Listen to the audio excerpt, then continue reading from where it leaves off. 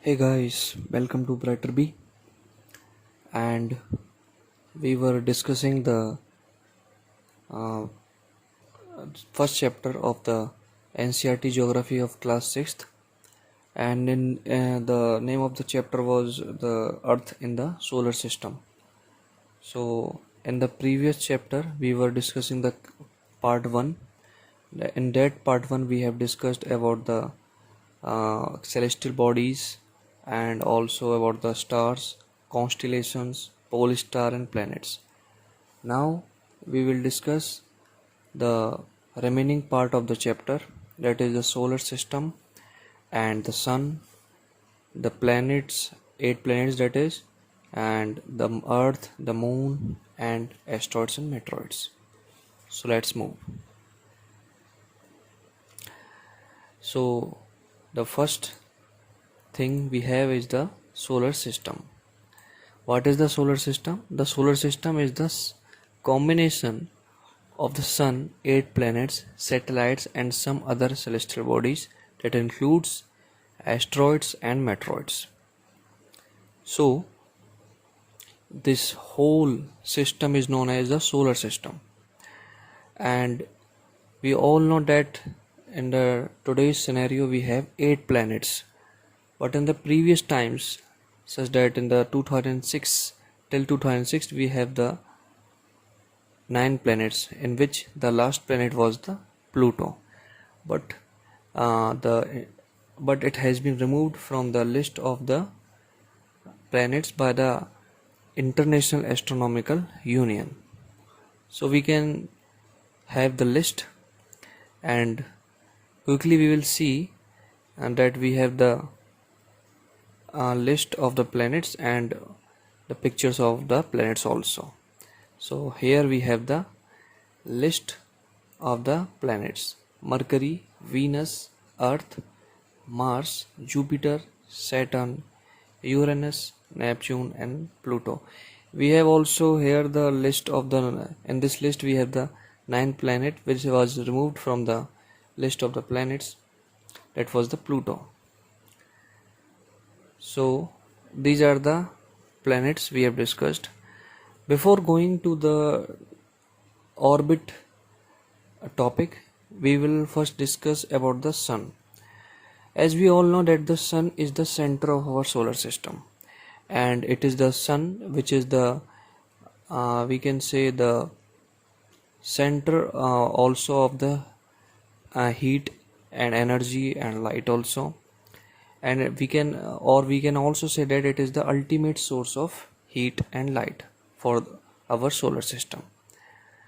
And but the question arises that this heat was not felt so much by us, as we have seen that we are very much closer to our nearest star, that is the sun.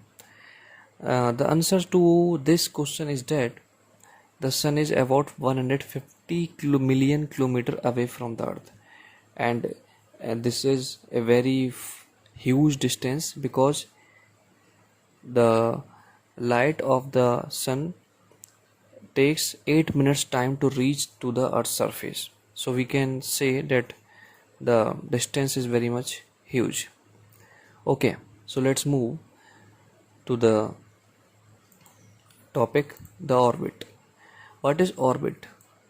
See, every planet moves around the sun in a fixed path, and this path is known as orbit. So here we have to understand that every planet has its own fixed path. It means that Mars will not interfere in the orbit of Earth, and Earth will not interfere in the orbit of Mars. Every planet will revolve around the sun in a fixed path. As I have told you earlier also, but now also we have the question, that is why Pluto is having the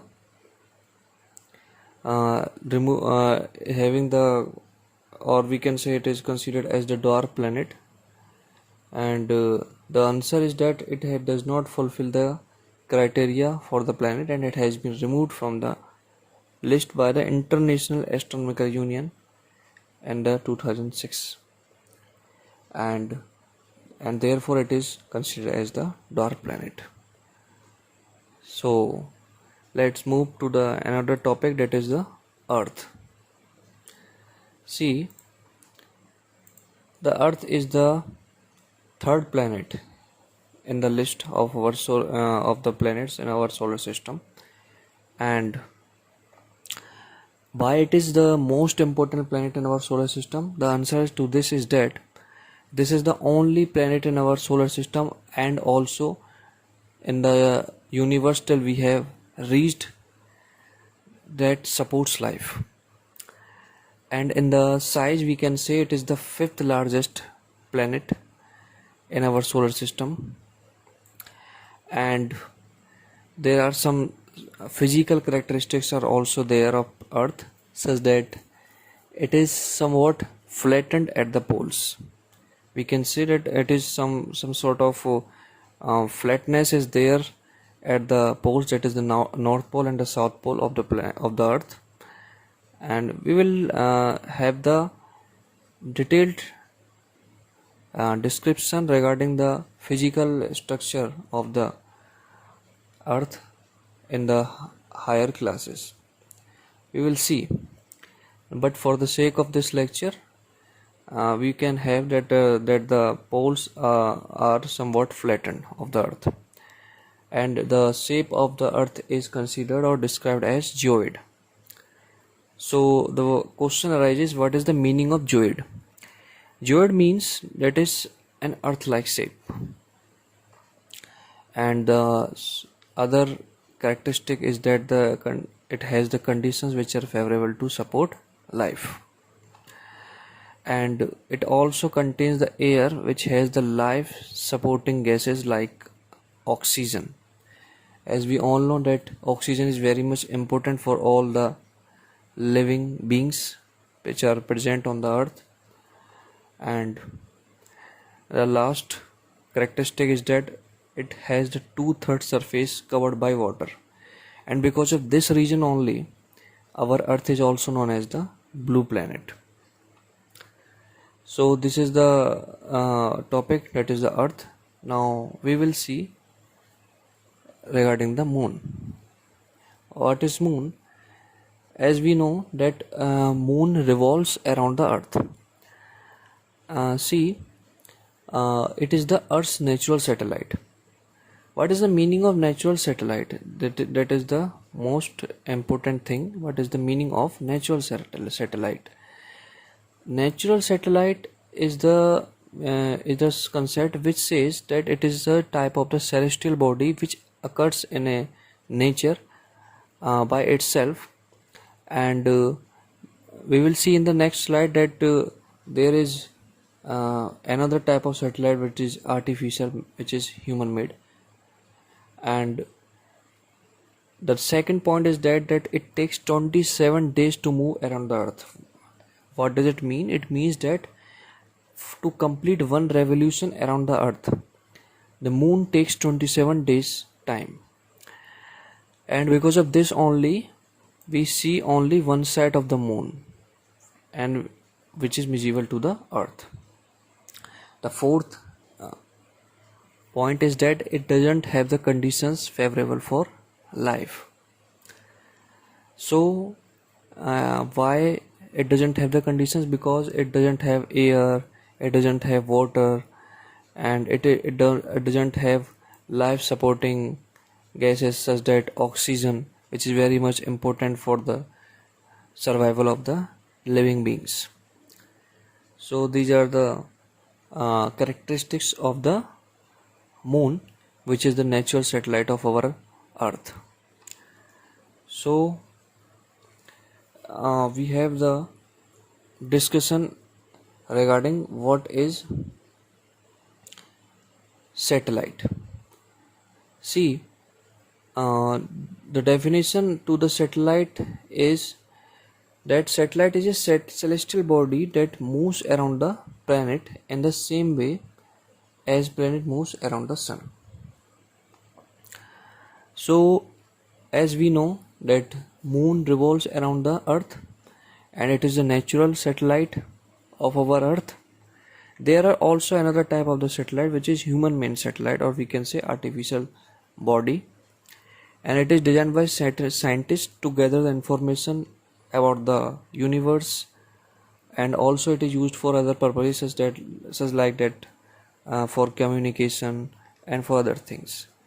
As we see in news that ISRO has launched satellites such that INSAT, IRS, EduSat, etc.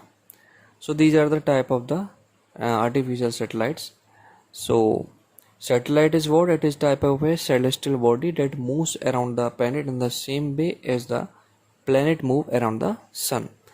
And there are two types of satellites. One is natural satellite, that is a celestial body which occurring naturally in the nature and which revolves around the earth or around the planet.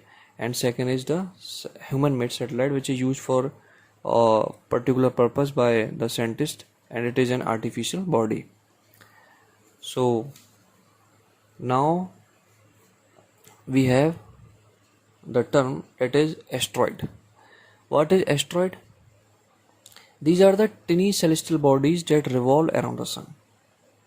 Very small celestial bodies, or we can say very small pieces of the rocks which are revolving around the sun, and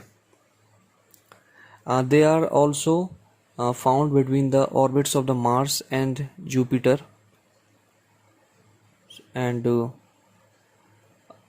there are also some type of the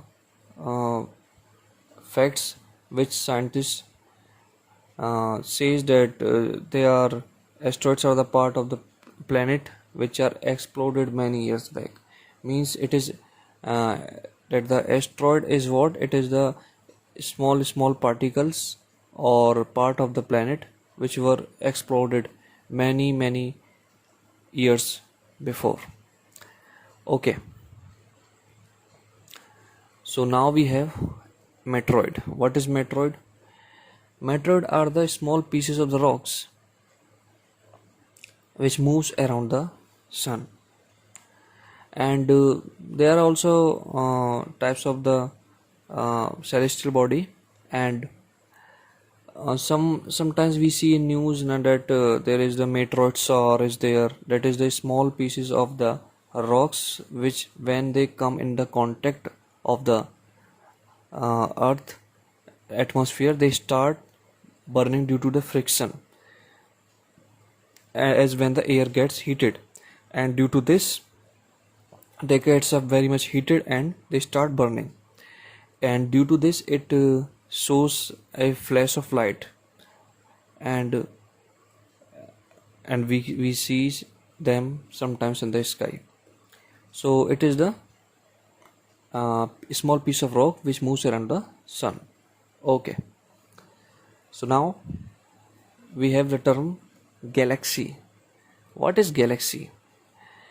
Galaxy is the huge system of billions of stars and clouds of dust and gases. So as we know that the galaxy in which our solar system is there is the Milky Way galaxy, and it is also known as the Akash Ganga. Why it is called as Akash Ganga? Because in ancient time it was seen that it is named as the river of light flowing in the sky, and due to this reason only it has been named as Akash Ganga. And we see that there are many billions of galaxies in the universe. There is not only one galaxy, there are billions of galaxies which are there in the universe, and we are the part of our Milky Way galaxy. Our solar system is there in the Milky Way galaxy. Okay, so we will see the next picture, that is the universe, which is some sort of detailed picture. As here we have the universe. In the universe we have taken a particular region which we call as the local supercluster. In that local supercluster, be that we have taken a particular local group in which we have some galaxies, and from that part or group we have the Milky Way galaxy, and in the same Milky Way galaxy there are many stars which are there in the same Milky Way galaxy, and from this galaxy we have the sun, which is our sun, that is a sun, and in this sun we have the whole solar system in which we have the planets, we have their satellites and some celestial bodies, and around the sun the planets are revolving, and in this sun solar system we have Earth. So guys, our first chapter of geography of class 6th has been completed. I hope I have tried my best so that you can understand the basic uh, of topics which are very much important and for the further chapters. And in the next chapter we will see the earth in a geometrical basis, is that we will see earth in the form of a globe, and in this we will have the latitudes and longitudes, and we have the heat zones, and we will have the relationship with the longitude and the time, and why we have standard time, why we use standard time, many things. Okay, so guys, thank you, and I hope you have enjoyed the lecture, and please subscribe the channel so that it gives the inspiration to me so that I can make more exciting lectures and more informative lectures for you. Thank you.